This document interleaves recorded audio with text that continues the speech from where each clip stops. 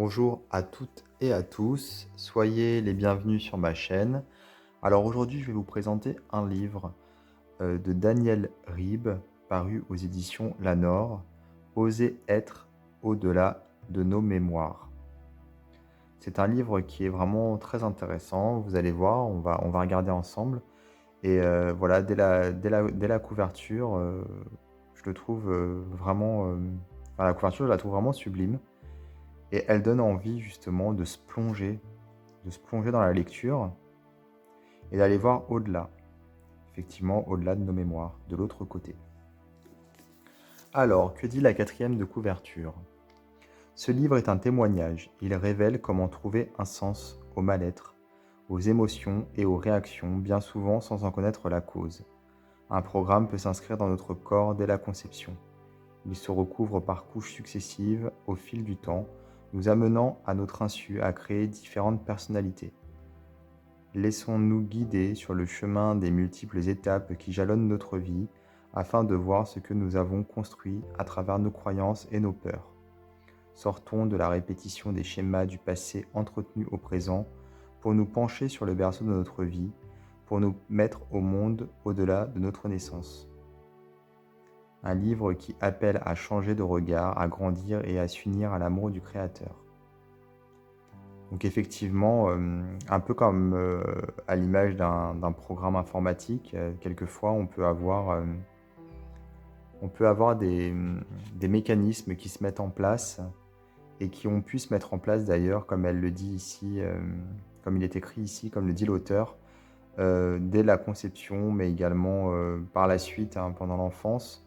Et puis on est vraiment tous, on va dire, j'ai envie de dire paramétrés par la société, par notre éducation, par certaines de nos croyances limitantes. Conditionner serait peut-être plus juste que paramétrer.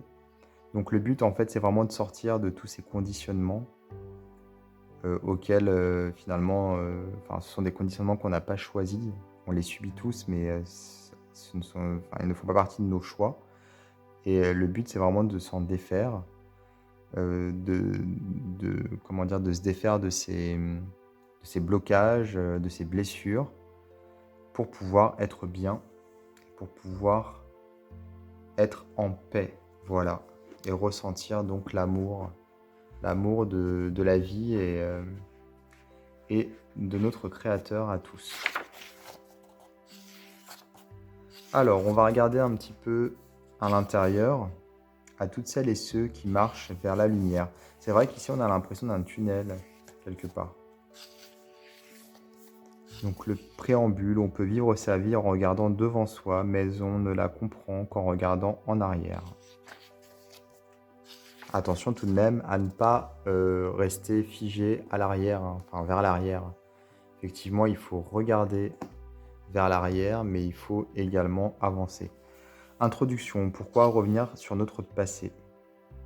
Peut-on imaginer qu'avant de naître, notre vie se dessine déjà et formate l'adulte que nous allons devenir? Eh ben oui, c'est bien ça.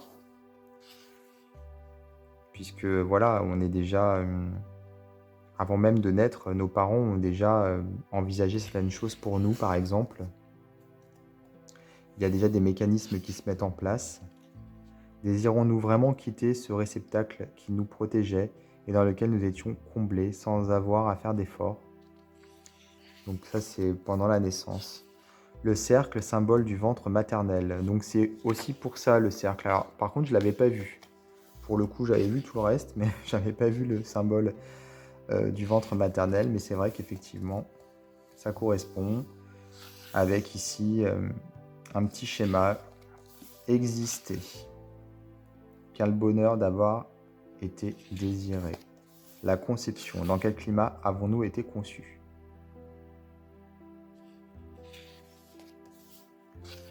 Donc la conception, créer une vie. À chaque fois, on a des interrogations ici en gras. Et ensuite, un texte. Donc, c'est vraiment un livre qui nous interpelle, hein, qui nous fait nous poser des questions. Et puis, on a aussi des témoignages ici. Donc, le ventre maternel, la gestation, Donc il y a les 3 métamorphoses qui sont ici expliquées. Là d'où je viens, naître au monde de la terre, mémoire de ma naissance retrouvée dans l'écoute du corps. La naissance au monde de la terre. Avec ici vraiment ce témoignage de l'auteur qui est poignant. Une histoire commence. Notre âme a le sentiment d'une extrême méprise. On ne voit que notre apparence et on ignore la pureté de notre nature divine. Nous mettons un voile plus ou moins épais qui nous donne la possibilité de supporter ces perceptions trop intenses, créant ainsi un écran entre notre vulnérabilité et l'extérieur. Ce voile fixe dans notre corps le traumatisme de notre mise au monde et diminue nos organes d'essence. L'épaisseur du voile dépendra de la protection nécessaire à notre sensible. La roue du ressenti du vécu de la naissance. Avec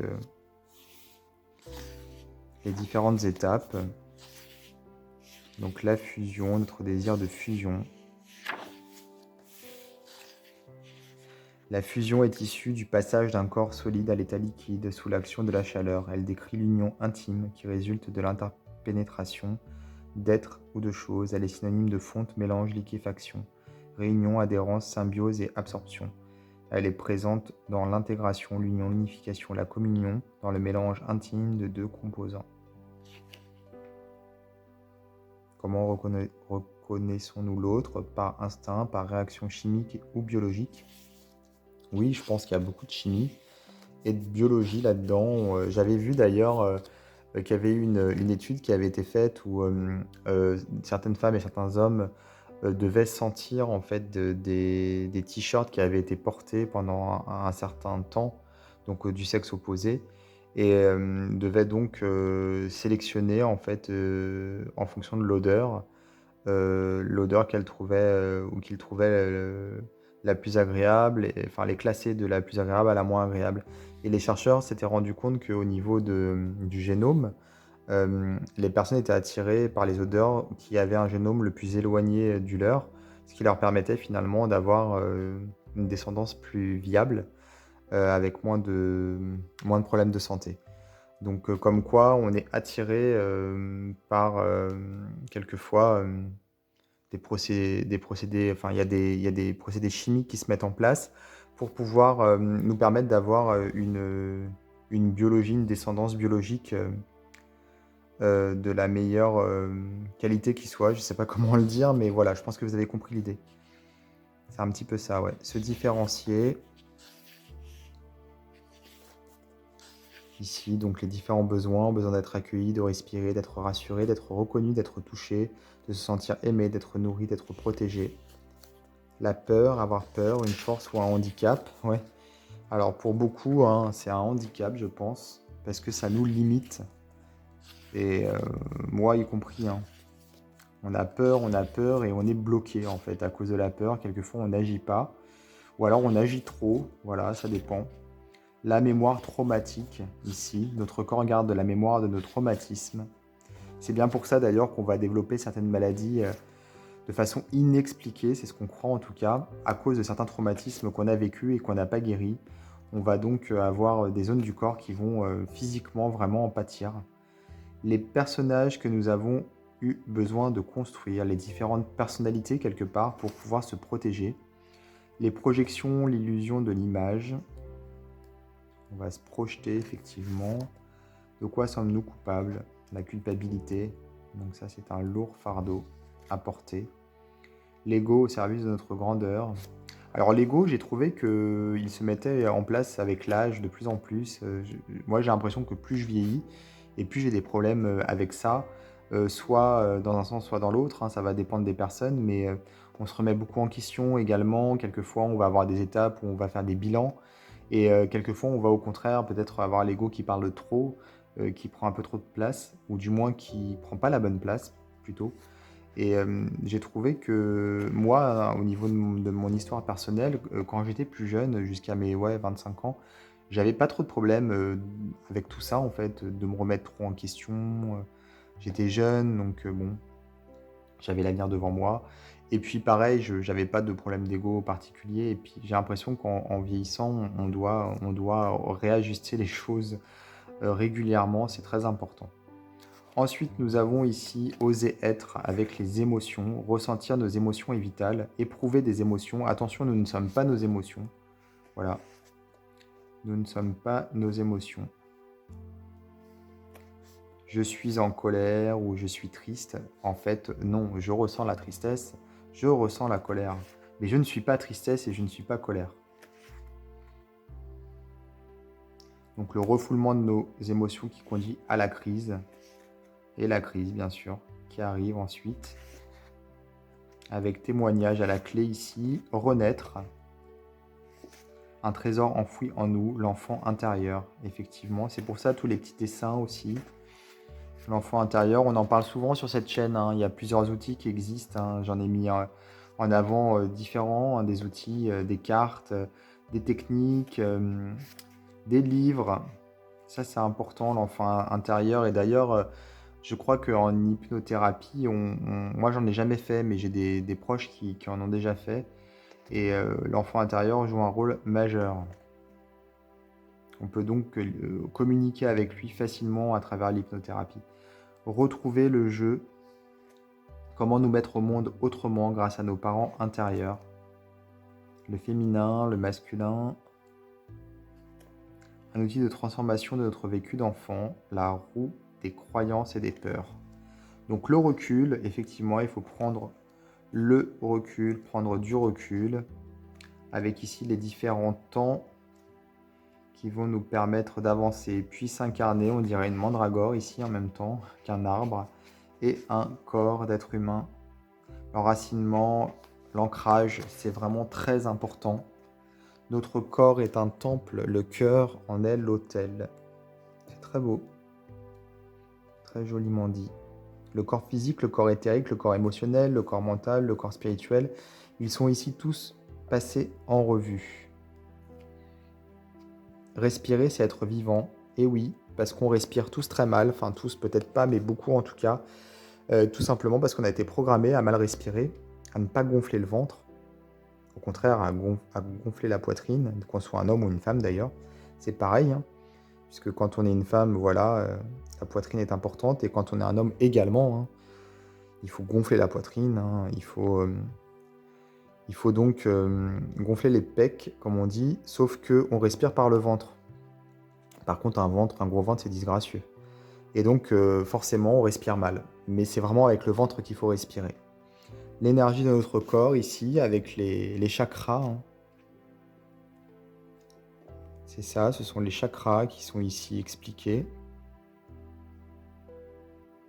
Ici, la danse, également, les mouvements du corps. Puis nous avons la relation, vivre à deux et comment s'aimer longtemps. Compliqué. La dépendance et la contre-dépendance, être dans l'équilibre, c'est vraiment compliqué. La séparation, la différence, un terreau riche de complémentarité. Effectivement. J'ai remarqué que souvent les couples qui marchent, ce sont des couples qui ont un peu vécu la même histoire, mais différemment. Voilà. Donc en fait, ils ont des expériences similaires, mais ils ont eu des réactions différentes. Et donc, ils vont pouvoir se compléter à travers leurs différentes expériences et permettre à l'autre d'ouvrir le champ des possibles, puisqu'ils ont vécu, puisque chacun a vécu l'expérience différemment. Pourtant, c'était la même, plus ou moins. Vous voyez ce que je veux dire?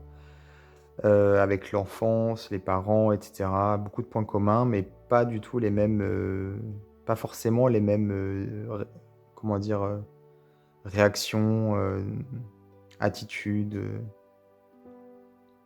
Voilà, des blessures différentes, hein, en fait.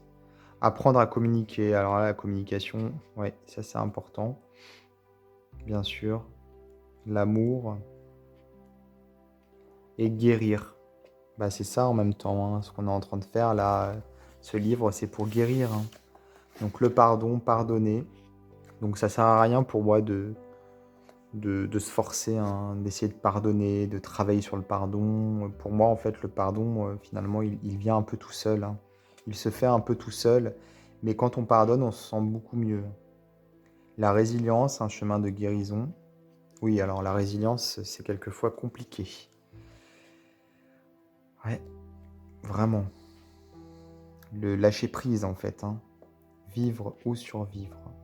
Recevoir et savourer la vie, l'intensité de la vie. Donc ici, on a la connaissance, l'enracinement, la libération, la réalisation et l'engagement.